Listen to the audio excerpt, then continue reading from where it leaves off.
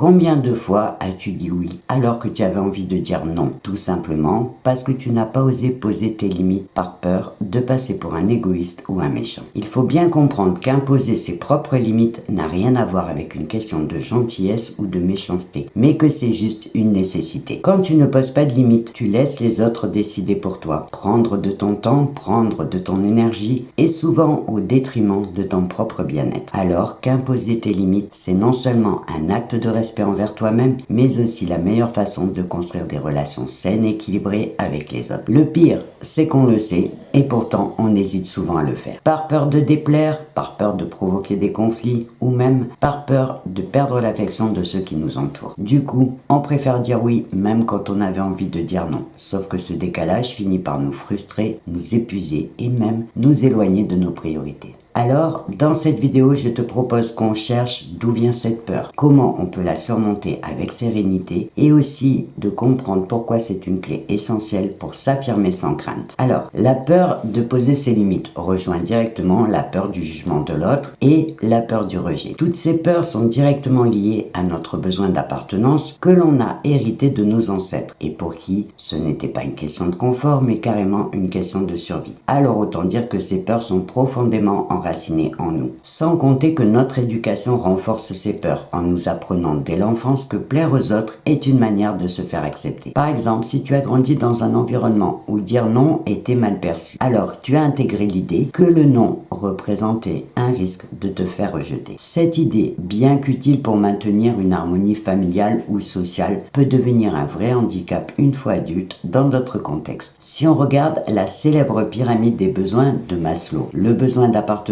est l'un des piliers essentiels de notre bien-être. Dire non ou poser une limite peut devenir dans notre esprit une menace pour le lien social. Dans d'autres situations, il peut aussi y avoir la peur du conflit. On redoute les réactions des autres parce qu'on a peur qu'ils s'énervent, qu'ils nous jugent ou qu'ils s'éloignent. Mais souvent, cette peur est exagérée et les scénarios catastrophes que l'on s'imagine sont peu probables. La clé pour bien prendre conscience de ce que ça représente, c'est de t'imaginer tes limites exactement comme une clôture de jardin. Si tu ne mets pas de clôture autour de ton jardin, alors tout le monde pourra rentrer piétiner tes plantes ou prendre tes fruits. Une clôture n'empêchera pas les visiteurs. Par contre, elle leur montrera où sont les allées et surtout elle les obligera à demander une autorisation pour y entrer. Savoir imposer ses limites, c'est une force parce que c'est une façon d'affirmer une chose simple mais puissante. Tu mérites le respect. Poser tes limites, ce n'est pas rejeter les autres, c'est juste te protéger et te préserver pour pouvoir choisir tes priorités. Cela ne signifie pas être égoïste, mais juste être clair sur ce que tu peux offrir sans te sacrifier. Imagine que tu sois constamment sollicité par ton entourage au point que tu n'as même plus le temps de faire ce que tu devrais ou ce que tu voudrais. Dire non te permettra de te concentrer sur ce qui est important pour toi et aussi de montrer aux autres que tu mérites le respect. Et les bienfaits de poser des limites ne s'arrêtent pas là, parce que malgré ce qu'on pourrait croire, ça participe à améliorer les relations avec les autres. Parce qu'au final, imposer tes limites va te permettre de créer un cadre sain, où chaque personne saura ce qu'il peut attendre de toi, ce qui va éviter les malentendus, les frustrations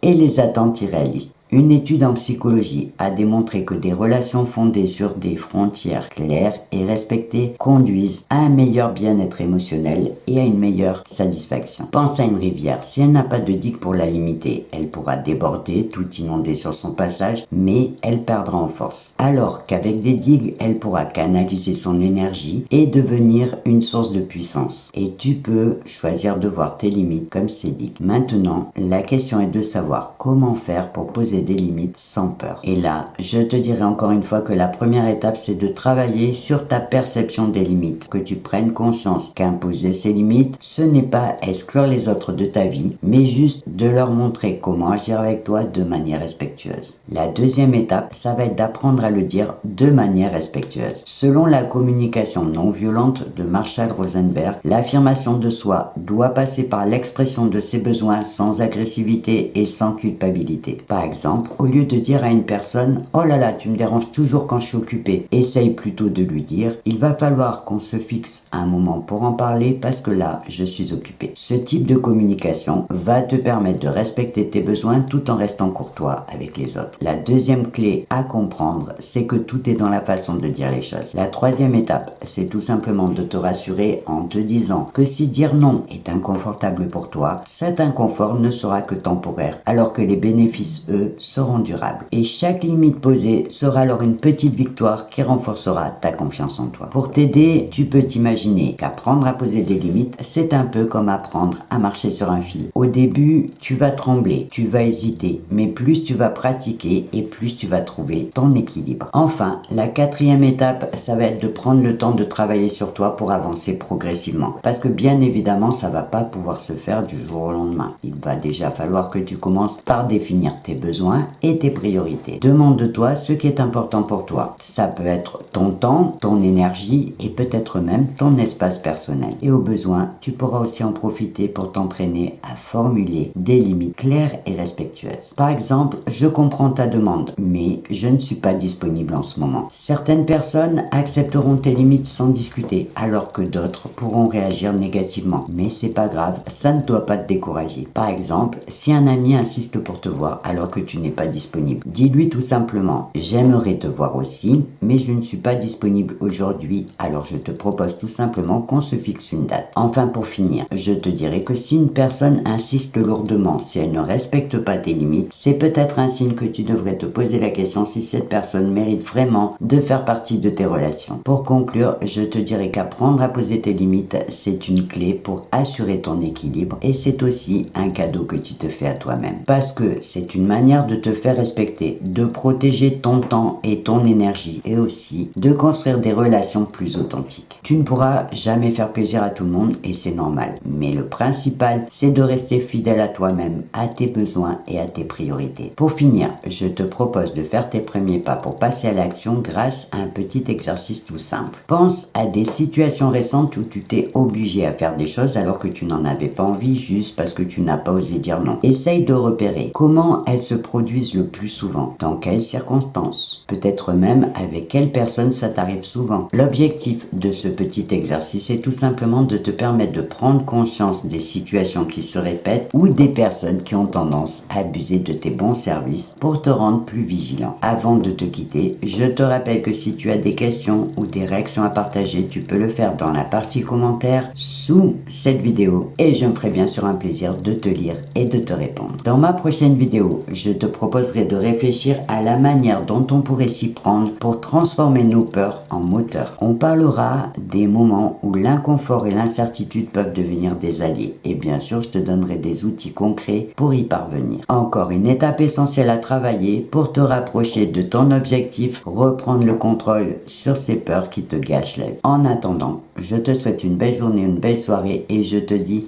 au revoir et à bientôt.